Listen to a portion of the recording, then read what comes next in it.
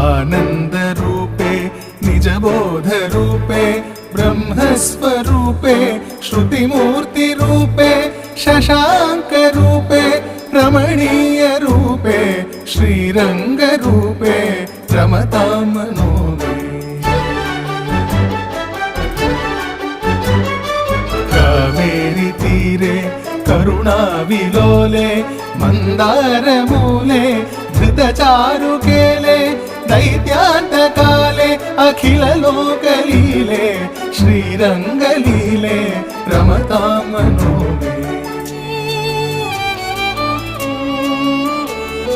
लक्ष्मीनिवासे जगतां निवासे हृत्पद्मवासे रविबिम्बवासे कृपानिवासे गुणवृन्दवासे श्रीरङ्गवासे रमतां